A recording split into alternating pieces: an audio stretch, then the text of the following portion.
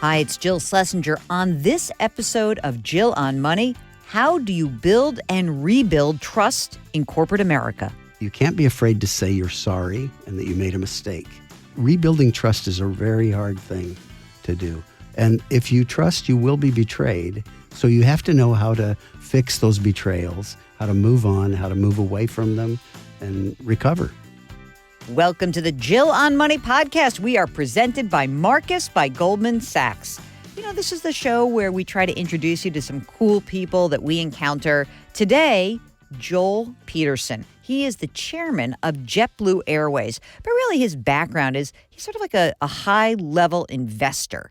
And where does he find some of his great ideas? He actually teaches at the Graduate School of Business at Stanford University. He's held a lot of different jobs in his life. He's got a new expanded edition of his book called The 10 Laws of Trust. So here is our interview with Joel Peterson.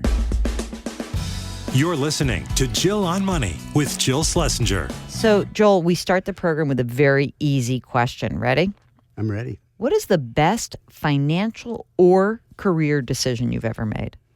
The best financial decision was investing in a company called Asurion that you've never heard of. Mm-hmm.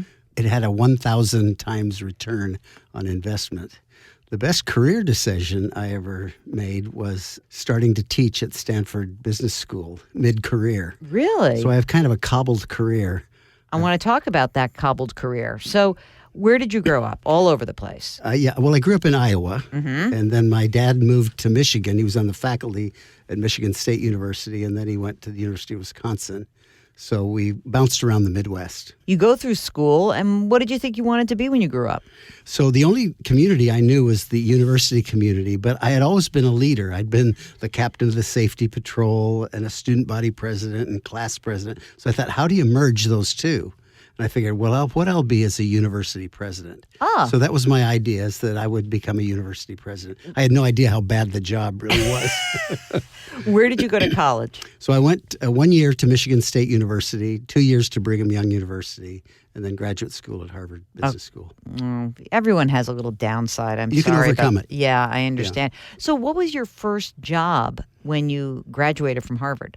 So I joined Trammell Crow, who was a big real estate developer. He had 163 people working for him at the time, but he posted a little 3x5 card on the placement board. He wasn't even interviewing at Harvard, but he had this little card on. He said, need somebody to go to the French Riviera to develop buildings. And that's what I did. I raised my hand.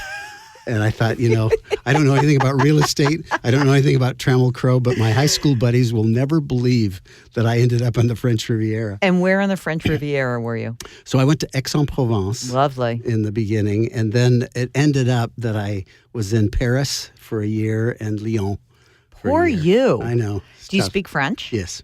Really? Yeah. Did you have to speak French before that, or did you learn while you were there? Well, I spoke it before, and then I learned more when I was there. Were you single or married at that time? Married. And so she came along. She came, absolutely. And you didn't have kids? We were supposed to be moving to France, and it took forever to get the papers through. So we had a daughter that was born in Texas. Then we moved with her when she was an infant to Paris. Then moved to Lyon and had a child in Lyon. Wow. A French girl. Wow. And so you spent this time working for Trammell Crow. What are you doing? What's your actual job? So I'm leasing and building buildings and actually financing them and kind of being a real estate developer. And then how long did that last that you were in France and then you come back to the States? So it only lasted about 2 years. And then the company got in trouble. And I ended up coming back to the United States to be the treasurer of a company that had no cash. Oh. And if you know what treasurers do, they manage cash.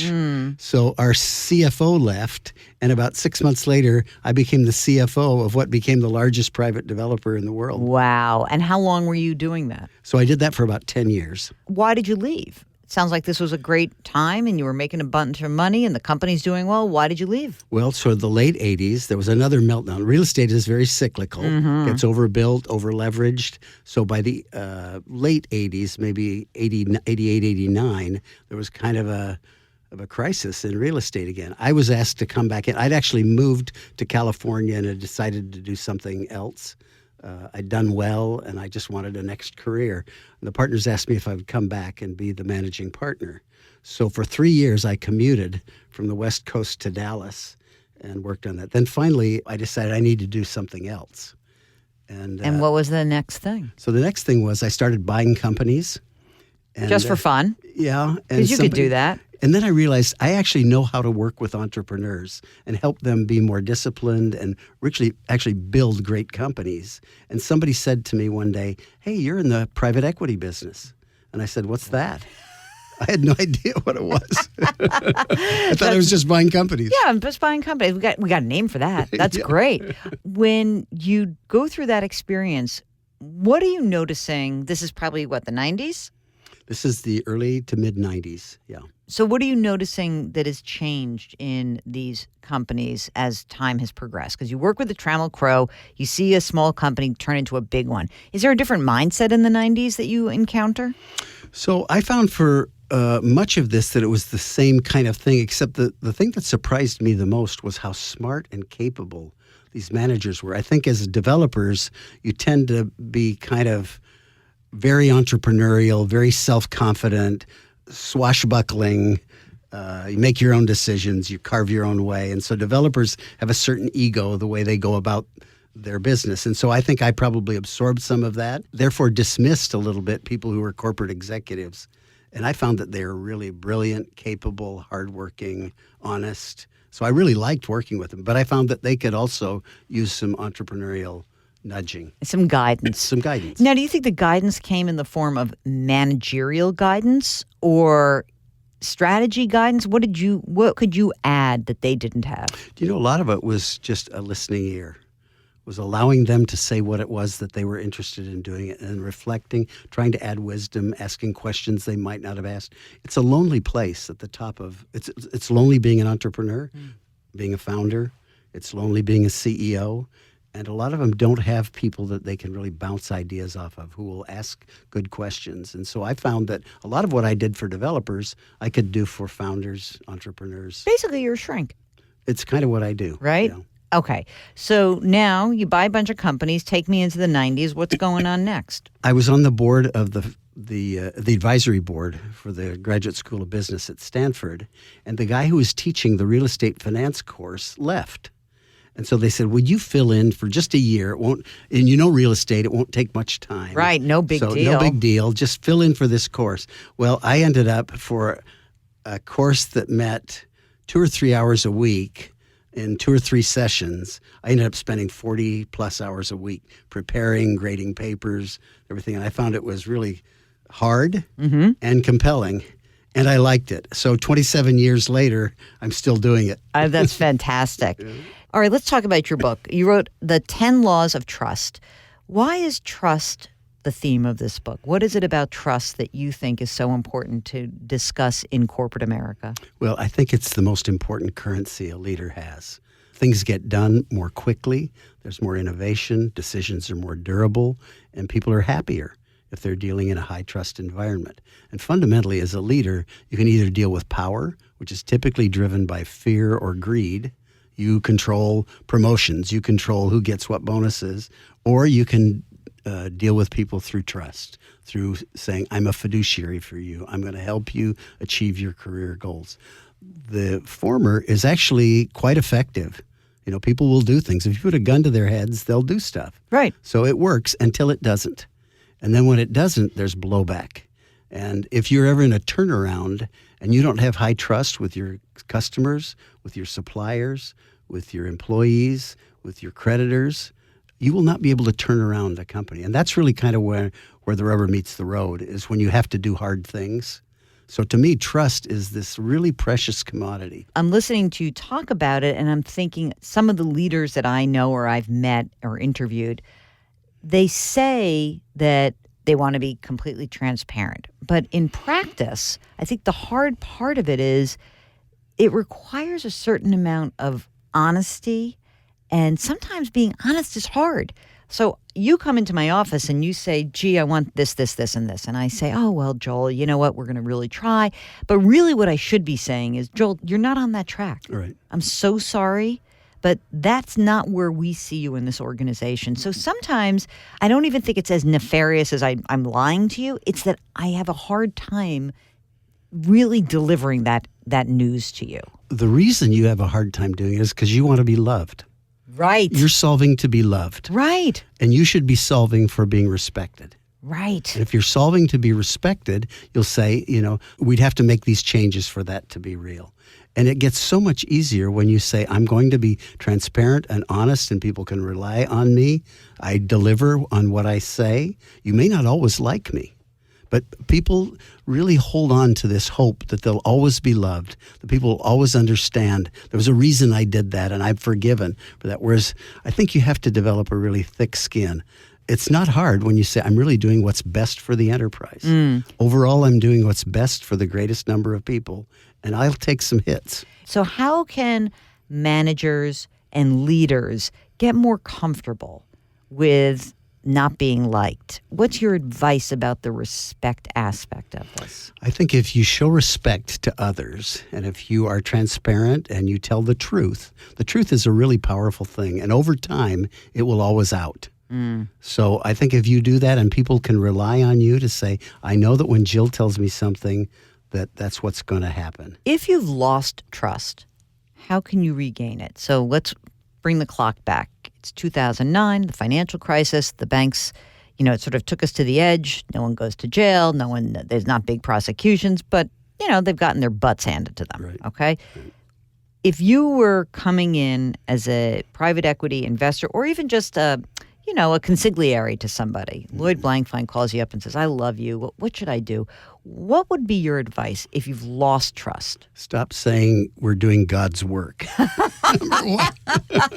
I love Lloyd, but I mean, really, that was bad. That was terrible. It was terrible. I mean, you've got to reestablish a covenant with people that you are going to do the right thing, which may mean taking some losses. It may mean eating some crow. It may mean doing, but you've got to pay that price. I mean, that's the first thing that you've got to do. And then you've got to behave in a way that is trustworthy going forward. And I think you have to expect that it's going to take some time to rebuild that. You can't be afraid to say you're sorry and that you made a mistake. Rebuilding trust is a very hard thing to do. And if you trust, you will be betrayed. So you have to know how to fix those betrayals, how to move on, how to move away from them, and recover. This is Jill on Money. Hi, it's Jill Schlesinger, certified financial planner, CBS News business analyst, and host of the Jill on Money podcast. I'm here to tell you about our sponsor, Marcus by Goldman Sachs. Marcus is part of a storied company that's been a leader in financial services for generations. Marcus offers simple, secure access to FDIC-insured savings products, including a high-yield online savings account that earns 4 times the national average. Marcus also offers certificates of deposit, including a no-penalty CD. Get inspired by your savings account and start saving today to help meet your financial goals tomorrow. You can money. Visit marcus.com/save. National average data provided by Informa, and accuracy cannot be guaranteed. Marcus deposits products provided by Goldman Sachs Bank USA, member FDIC. And now back to our interview with Joel Peterson. Tell me more about the idea of what's going on at a place like JetBlue. What is it that keeps you hooked into this company that you really love so much? So we had the chance to build a culture from the ground floor, which is one of the great things about starting a business, is you can build it the way that you want to build it. But then we have JetBlue University in Orlando, and we bring people in and they stay a lot longer there in training, and we train them as hospitality people, not just as flight attendants, but really as hospitality. And we select for really nice people, thoughtful people everywhere throughout the organization. How do you select for nice? You interview, you do reference checks, and that's one of the characteristics. In a lot of organizations, you're selecting for something else. I think if you select for nice, it fundamentally changes the culture. You have a culture then that is a nicer culture. Give me something bad that happens at JetBlue and how that nice culture supports it. So I was tempted to tell you the story of the meltdown on Valentine's Day 2007 when we stranded people on the tarmac for 8 and 9 hours. Oh, yes, do tell. JetBlue doesn't want me to talk about that anymore because it's so far back in our history that we've kind of buried it. But I actually look back on that and think we recovered nicely from that. We alienated all kinds of people, and we did our voluntary Bill of Rights for customers. We didn't wait for Congress to come in and do that. David Neeleman, who was our founder, got on TV. He went on the Letterman show. He went on Bill O'Reilly. He talked to everybody and basically did a mea culpa, fell on his sword. I remember pulling David aside and said, David, you're way too apologetic for this. Everybody had the same problem. Don't do that. But he really felt emotionally bad. I actually think the answer to your question is, how do senior people who are under pressure behave? When the bullets are flying, how do they behave? And it's a really telling message to the rest of the organization. If they're losing it and throwing things and cursing and stomping around, that pretty much gives everyone permission to misbehave. If they're calm, talking about it, analyzing it, being thoughtful, that's the organization that develops. Where would you start the process of being someone who walked in and into a company that seems to be a little bit in crisis? I would ask to come to a board meeting and sit in on how they're doing that. I would ask to listen, maybe even follow around the CEO for a day. I'd ask to meet with everybody in the C-suite and listen to them, and I'd just observe. First of all, you have to diagnose before you can recommend. Right. Figure out what's really going on. What role does corporate governance play? Because so many of these big tech companies have structures which kind of endow the founder or the CEO with special voting rights. It's like, how do you hold that person accountable under those structures? Well, you're talking about Facebook there, and I think it's really tough. I mean, it gives way too much power. You have to superimpose good governance principles over that. And if you give too many rights to a Mark Zuckerberg or anybody else, they'll abuse them. There's that old line by Lord Acton, power corrupts and absolute power corrupts absolutely. And I think that really happens. I think that could happen to anybody. What role is diversity playing in a lot of these organizations now? You happen to be sitting in a studio with a woman. I know that's shocking to you. This is breaking news, right? I teach at Stanford, so it's hardly shocking. Right, exactly. So how important is diversity, and how can we get companies to not just give lip service to it, to live it? Like it's like saying trust. You have to live it. How do we live this? So they have to see the benefits of it, really. I mean, they have to understand that this is a good thing. And the example I always give is of an orchestra, where if you had all bassoons, it would be miserable to listen to it. Without a diversity of instruments, timbres, and all the things that you get in different instruments, it would be a terrible outcome. People need to understand that. The element that they also need to understand is that if they're all playing different pieces of music, that's even worse. So diversity for diversity's sake doesn't work. And so I think making that distinction, to say we're not just going to have diversity, we're going to have diversity of points of view, every kind of diversity. We really want to tap in to the marketplace so we can learn. It's a little bit like in the book I talk about conflict. Yeah. You want to have conflict. But healthy conflict. Respectful conflict. In fact, I'll sometimes assign somebody to take the other side. Say, come prepared to argue against what it is we're recommending. And make your case. Make a great case. And they get a pat on the back for making a really compelling case because you want to know that. It's funny because there are many people who are conflict avoidant, right? And you want them to air what is going on, not to bury it or have it come out sideways some other part of the day or week. It comes out in an uglier way. Exactly. So you want to make sure that they do that. So when you look at your career, which is still going on, what is it that you wish you had done differently earlier on? What is it that you look back and say, I kind of messed that one up. I wish I had a do-over on that. I think I realized at some point in time that there was a values conflict.